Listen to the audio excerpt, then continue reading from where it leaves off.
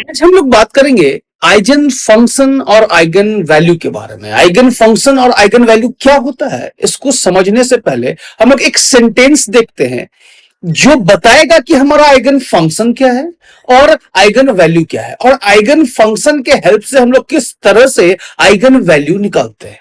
ठीक है ना। तो चलिए एक बार देख लेते हैं। कहता है कि अगर कोई फंक्शन है एफ जिसको हम लोग आइगन फंक्शन बोलते हैं, ठीक ना, कोई फंक्शन एफ है जिसको हम आइगन फंक्शन बोलेंगे, उसको आइगन फंक्शन तभी बोलेंगे जब उस पे ऑफ ऑपरेटर, जिस पे ऑपरेटर ए है, जिसको ए कैप से हम रिप्रेजेंट किए हैं। ऑपरेटर क्या है हमारे पास? A cap. ठीक है ना, जो कि आपको यहां पे स्क्रीन पे दिख रहा है। ठीक है ना। इफ व्हेन ऑपरेट्स, मतलब when the operator a cap operates on the function f, we get a constant c multiplied by the same function। कहने का मतलब कि अगर कोई फंक्शन f है, इस पे a ऑपरेट करेगा। ऑपरेटर हो सकता है कि हमारा d बाई डी एक्स हो, ऑपरेटर हो सकता है हमारा d2 by D x square हो, ऑपरेटर कुछ और भी हो सकता है, x के टर्म्स के जगह y भी हो सकता है, d बाई डी वाई भी हो सकता है। अब जरूरी नहीं है कि डिफरेंशिएशन ही हो, ठीक है ना, कुछ और भी हो सकता है। ठीक है ना। हम लोग देखेंगे डिफरेंट टाइप्स ऑफ ऑपरेटर्स के बारे में भी हम लोग बात करेंगे। ठीक है ना। तो सबसे पहले यहां पे समझना यह है कि अगर कोई ऑपरेटर किसी फंक्शन पे ऑपरेट करता है तो हमको जो फाइनली मिलता है एक कांस्टेंट मिलता है, उसके साथ मल्टीप्लाई किया हुआ हमारा फंक्शन मिलता है। ठीक ना। जैसे कि we get a constant C multiplied by the same function. कैसा रहेगा हमारा ये मैथमेटिकल टर्म, एक बार देख लेते हैं। अगर हम इसको मैथमेटिकली बात करें तो ए कैप जो कि हमारा ऑपरेटर है, वो ऑपरेट किया फंक्शन एफ पे, ए कैप इंटू एफ लिखे यहां पे, इसका जो रिजल्ट आएगा वो सी इंटू फंक्शन एफ आ जाएगा। ठीक है, सी इंटू फंक्शन क्या आ जाएगा? एफ। अब ये सी क्या है? एक कांस्टेंट है। अभी अभी हम लोगों ने सेंटेंस में भी बात किया कि we get a constant multiply by the same function, मतलब कि जो फंक्शन पे ऑपरेटर ए लगाए थे उस वही फंक्शन यहां पे मिलेगा, लेकिन उसके साथ एक कांस्टेंट मल्टीप्लाइड रहेगा। अगर यहां पे ये फंक्शन नहीं रहे, कोई दूसरा फंक्शन आ जाए, फंक्शन बदल जाए, तो उस केस में हम लोग बोलेंगे कि ये जो ऑपरेटर है इसका ये आइगन फंक्शन नहीं होगा। उस केस में ऑपरेटर का जो एफ होगा वो आइगन फंक्शन नहीं होगा। अगर किसी ऑपरेटर का गिवन आइगन फंक्शन होता है तो उसी का, मान लो कि यहां पे ये कोई आइगन फंक्शन है एफ, यहां पे रिजल्ट भी एफ ही आना चाहिए। अगर एफ नहीं आया, मान लो कि यहां पे साइन एक्स है, डिफरेंशिएट किया, यहां पे कॉस एक्स आ गया, तो उस केस में जो फंक्शन एफ साइन एक्स था वो हमारा आइगन फंक्शन नहीं होगा ऑपरेटर ए का। सीधा सीधी बात है। ठीक है ना। तो एक एग्जाम्पल देखेंगे आगे, लेकिन उससे पहले हम एक बात और बता दे कि यहां पे जो कांस्टेंट सी है उसी को हम लोग आइगन वैल्यू कहते हैं। जो कांस्टेंट सी है उसको क्या बोलते हैं? Eigen value. ठीक है ना। तो एफ हमारा आइगन फंक्शन था और सी हमारा आइगन वैल्यू था।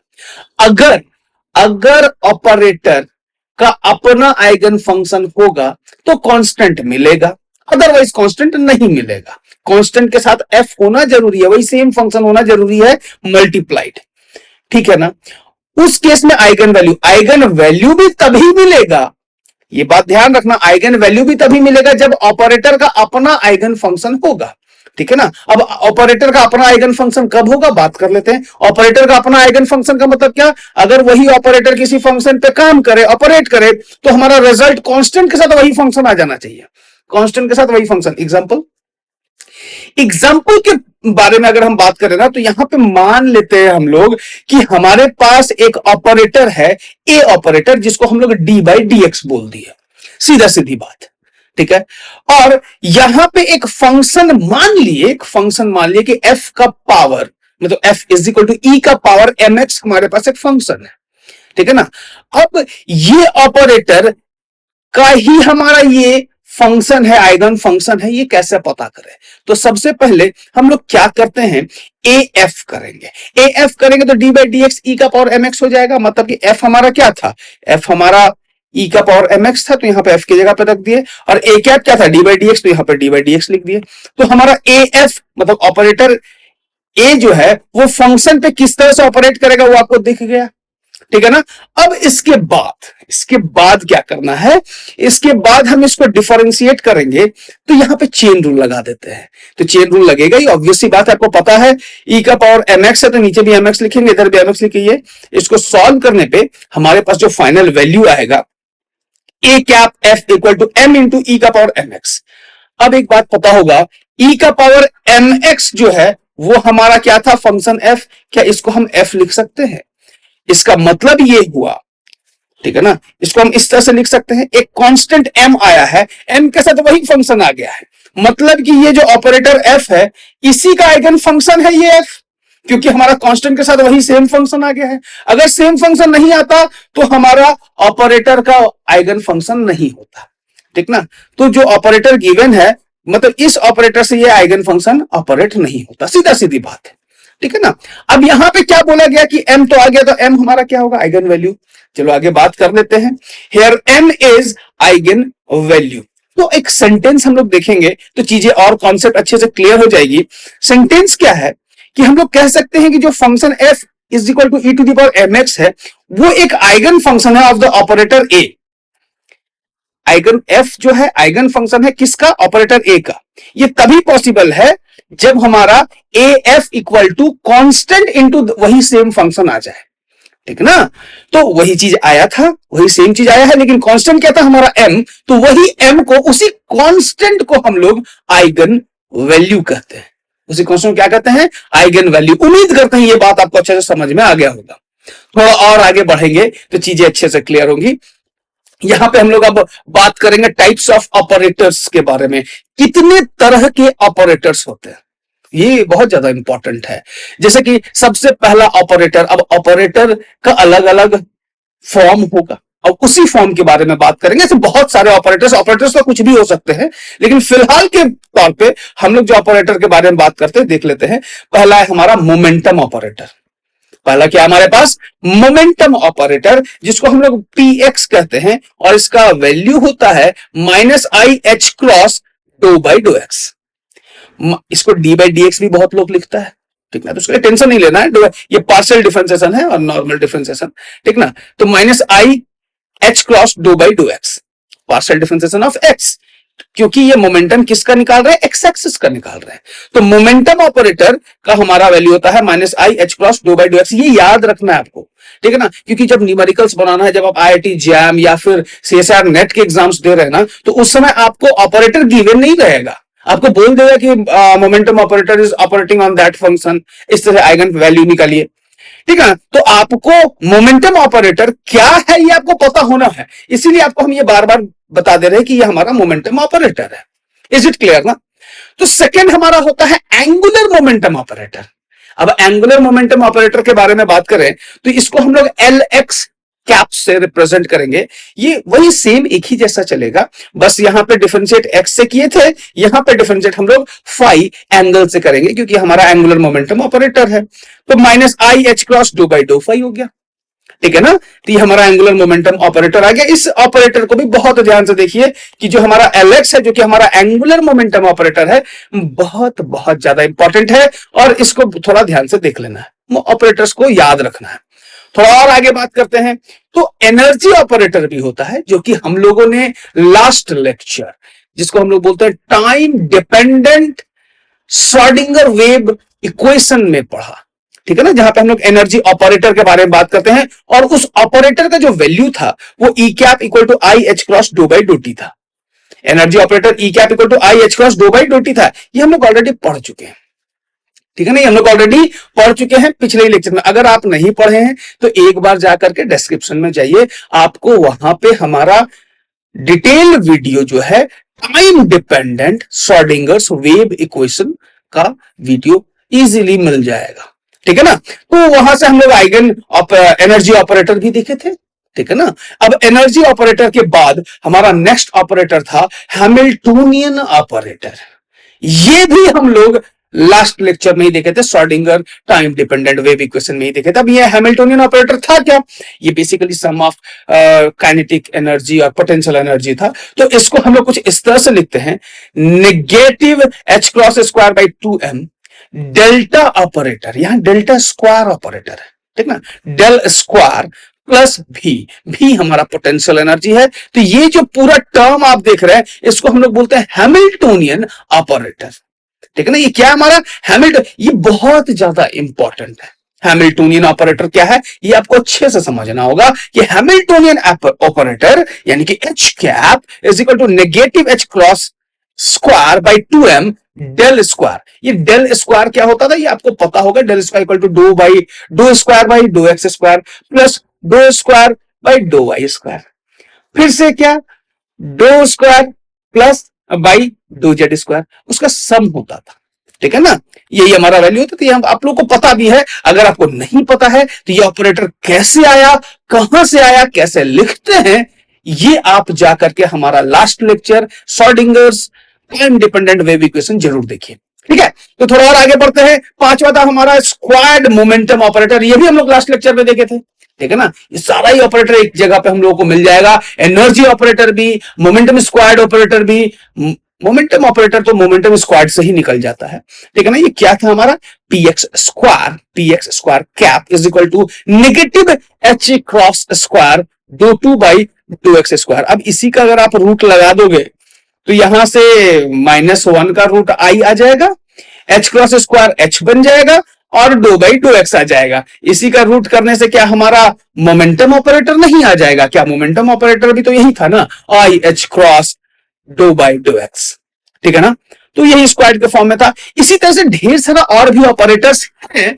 अभी फिलहाल हम लोग 5 ही बात की हैं, और भी हमारे पास बहुत सारे ऑपरेटर्स हैं। अब वो आपको गिवन, अगर मान लो कि ये फेमस ऑपरेटर्स हैं, इनके अलावा अगर कुछ ऑपरेटर दिया हुआ रहेगा तो वहां पे लिखा हुआ रहेगा कि हमारा ऑपरेटर कुछ इस फॉर्म में है, ठीक है ना।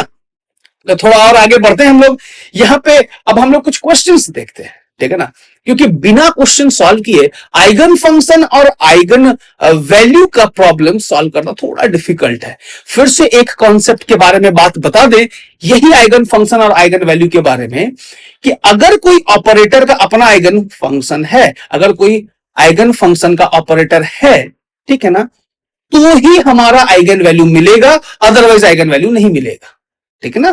तो इसके लिए होना क्या चाहिए कंडीशन, ए एफ यानी कि ए कैप एफ, अगर ए कैप एफ पे ऑपरेट कर रहा है तो हमारा वैल्यू सी इंटू एफ, मतलब वही सेम फंक्शन के साथ एक कांस्टेंट मल्टीप्लाइड होना चाहिए, ठीक है ना। अदरवाइज वो हमारा ऑपरेटर का अपना आइगन फंक्शन नहीं होगा, और उस समय हम लोग चीजों को इग्नोर कर देंगे, वहां पे हमारा आइगन वैल्यू भी नहीं निकलेगा, ठीक है।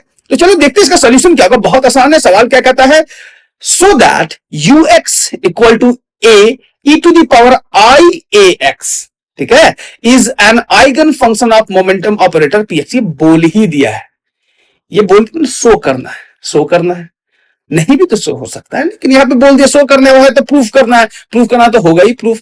And determine the corresponding eigen value, and determine the corresponding eigen value, मतलब कि अगर शो करना है तो ये मोमेंटम ऑपरेटर को जब इस फंक्शन, ये f था वहां पे, यहां पे ux के टर्म में दिया हुआ है फंक्शन, ठीक है ना, इस px को ux पे ऑपरेट कराएंगे तो हमारा जो टर्म आएगा, जो वैल्यू आएगा, वो कुछ एक कांस्टेंट के साथ वही सेम फंक्शन मल्टीप्लाइड रहेगा।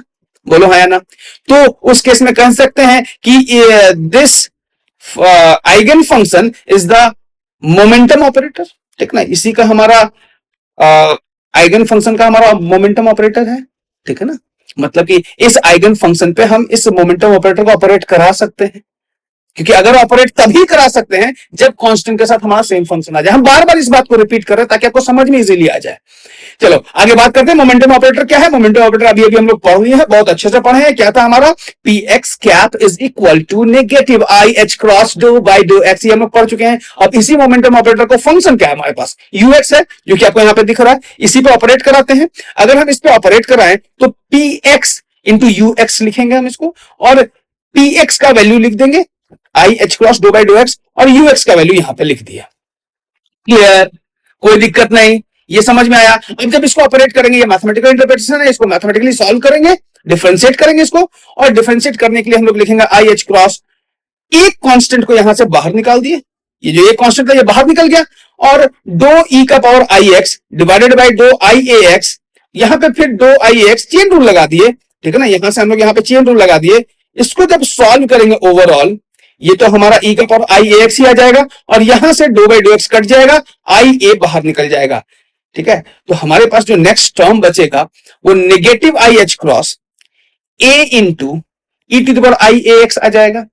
यहां पे माइनस साइन है, दिख रहा है, माइनस साइन दिख रहा है, ठीक है ना, यहां पे आई है, यहां भी आई है, आई इंटू आई स्क्वायर का value minus one into minus one plus हो जाएगा, मतलब कि ये माइनस आई और आई मिल करके हमारा प्लस वैल्यू देने वाला है। बात समझ रहे हैं क्यों प्लस वैल्यू देगा? ये माइनस आई इंटू आई हमारा माइनस वन होता है, I square is minus one, तो minus one into minus one plus one. अब आगे अगर हम बात करेंगे तो H cross A into U X आ जाएगा, ठीक है, एच क्रॉस ए आएगा, और इस पूरे फॉर्म को यू एक्स लिख दिए। तो हम लोग अब कह सकते हैं कि हमारा, तो ये प्रूव हो गया ना, सीधा सीधी बात, ये तो प्रूव हो गया कि हमारा जो आइगन फंक्शन था वो जो ऑपरेटर था इस फॉलोइंग हमारा आइगन फंक्शन पे ऑपरेट कर रहा था, ठीक है ना, और ऑपरेट किया और एक कांस्टेंट के साथ वही सेम फंक्शन भी आ गया। तो कह सकते हैं कि operator has its own eigen function, या फिर eigen function has its own operator. तो यहां पे सेंटेंस क्या लिखेंगे? As the above equation satisfies the relation A f is equal to c f, satisfy कर रहा है, ये रिलेशन सेटिस्फाई किया, मतलब कि u x is the eigen function of momentum operator. U x क्या हमारा आइगन फंक्शन है मोमेंटम ऑपरेटर पीएक्स का, सीधा सीधी है, ठीक ना, पीएक्स का जो हमारा आइगन फंक्शन है, UX is the eigen function of momentum operator, ठीक ना, with eigen value H cross ए, ये सी का वैल्यू क्या आया हमारा एच क्रॉस ए, तो आइगन वैल्यू हमारा क्या आ गया एच क्रॉस ए, सिंपल। अब यहां तक तो हम लोग प्रूव करते आ गए, पहला एग्जांपल भी जो दिखाए थे वहां पे हम लोग प्रूव ही किए था ना, प्रूव आपको ध्यान में होगा। लेकिन अब हम लोग देखेंगे कि अगर आइगन फंक्शन नहीं होता है तो क्या, ठीक ना, अगर आइगन फंक्शन का मोमेंटम ऑपरेटर नहीं हुआ तो क्या, ठीक ना, देख लेते हैं। जैसे कि यहां पे एक अगला सवाल है, इस सवाल से हम लोग को बहुत सारी चीजें क्लियर होगी। The operator for Z component of angular momentum, Z component of angular momentum का जो ऑपरेटर है वो हमारा दिया हुआ है एलजेड, अब हमेशा गिवन नहीं रहेगा, ये हम बता दे रहे हैं, ठीक है ना, ये एक सवाल में दे दिया है, ऑपरेटर क्या है हमारा वो दे दिया, हमेशा गिवन नहीं रहेगा, i H cross dough by डो साई, डिटरमाइन वेदर और नॉट, यह है कि नहीं है psi m phi is its eigen function, इस ऑपरेटर का हमारा psi m x eigen function है कि नहीं है यह पता करना है, सीधा सीधी बात, साइन एम एक्स हमारा आइगन फंक्शन इस ऑपरेटर का है कि नहीं है। हर एक ऑपरेटर का अपना अपना आइगन फंक्शन होगा, ठीक है ना, तो हर एक ऑपरेटर का अपना आइगन फंक्शन तभी होगा जब उस फंक्शन के साथ हमारा कांस्टेंट मल्टीप्लाइड होकर के आ जाए, जब वो ऑपरेटर ऑपरेट करे उस फंक्शन पे। यही हम लोग बात करते हैं, A f equal to c f को हमारा कंडीशन सेटिस्फाई होना चाहिए। तो चलिए सोल्यूशन देखते हैं कैसे सॉल्व करेंगे। हमारे पास ऑपरेटर क्या है, ऑपरेटर है हमारा L Z equal to minus I H cross do by do phi, ये हमारा लिखा हुआ है यहाँ पे देख रहे हैं, और इसको फंक्शन को हम लोग लिख लिया physical to sine m phi. अब ऑपरेटर भी लिख लेते हैं, ऑपरेटर अभी भी हम लोग बताए कि ऑपरेटर क्या था, तो हम लोग ऑपरेटर लिख लिया। फिर से हमारा जो रूल है आइगन फंक्शन निकाल, मतलब आइगन फंक्शन को प्रूव करने का, तो क्या करते हैं हम लोग लिखते हैं ए एफ इक्वल टू, ठीक है ना, एलजेड एफ लिखेंगे, सारे वैल्यूज को पुट कर देते हैं, एलजेड का वैल्यू पुट किए, एफ का वैल्यू पुट किए, इस ऑपरेटर को ऑपरेट कराएंगे, ये जो ऑपरेटर है इस पे ऑपरेट करेगा, तो हमारा जो रिजल्ट आएगा वो साइन बन जाएगा कॉस। साइन क्या बन जाएगा हमारा, कॉस बन जाएगा, देख रहे हैं, क्योंकि जब इसका हम लोग चेन रूल लगाएंगे तो साइन को डिफरेंशिएट करेंगे तो कॉस आएगा। तो मतलब कि जो फंक्शन था हमारा अब वो फंक्शन आया नहीं, कोई दूसरा ही फंक्शन बन गया। साइन था, साइन एम फाई था, तो साइन एम फाई ही आना चाहिए था। तो जब साइन एम फाई नहीं आ रहा है, इसका मतलब कि हम लोग कह सकते हैं as L Z psi m phi, यानी कि A f is not equal to c f, ये वो तो आया ही नहीं ना। LZ operates on the function is not equal to a constant into psi m phi, मतलब ये हमारा f होगा, तो ये फॉर्म तो आया ही नहीं क्योंकि वहां तो cos का टर्म आ गया। तो इसी बात पर हम लोग कह सकते हैं कि m phi sin m phi is not an eigen function of operator LZ, sine m5 हमारा आइगन फंक्शन नहीं होगा LZ ऑपरेटर का, ठीक है ना। आइगन फंक्शन, किसी भी ऑपरेटर का आइगन फंक्शन होने के लिए कंडीशन यह है कि अगर वो ऑपरेटर उस फंक्शन को ऑपरेट करे तो कांस्टेंट के साथ वही सेम फंक्शन आना चाहिए, ठीक है। बार बार यही बात हम रिपीट करके बोल दिए कि अगर ऑपरेटर उस फंक्शन को ऑपरेट करे तो कांस्टेंट के साथ वही फंक्शन अगर आया तो हमारा आइगन फंक्शन उस ऑपरेटर का होगा, अदरवाइज वो आइगन फंक्शन ऑपरेटर का नहीं होगा, ठीक है ना। तो यहां तक में हम लोगों ने दो एग्जाम्पल के साथ बहुत अच्छे से देखा, ठीक है ना। अगर आपको ये वीडियो अच्छा लगा, ठीक है ना, तो अपने फ्रेंड्स के साथ जरूर शेयर कीजिए, ठीक है ना। लाइक कीजिए, शेयर कीजिए, कमेंट कीजिए। कमेंट आपका बहुत ज्यादा जरूरी है। आप कमेंट करके बताइए कि और भी किस तरह का वीडियोस, इस चीज को कैसे इंप्रूव किया जाए, आपके लिए हम और क्या क्या कंटेंट ला सकते हैं, उसके बारे में भी आप बात बताइए, ठीक है ना, ताकि हम आपको डिटेल में सारा चीज बता सकें। अगर आपको लगता है कि नहीं, हम लोग को IIT जैम और CSIR नेट या फिर हायर इंजीनियरिंग से रिलेटेड या हायर फिजिक्स से रिलेटेड कोई भी ऐसा एग्जाम्स होता है, IIT JAM, JEST, TIFR, CSIR NET से रिलेटेड, अगर कोई ऐसा वीडियोस आपको डेडिकेटेड वीडियोस चाहिए तो भी आप जरूर कमेंट करके बताइए, वो सारा ही वीडियोस हम आपके लिए लेकर के आएंगे। तब तक के लिए धन्यवाद। जय हिंद, जय भारत।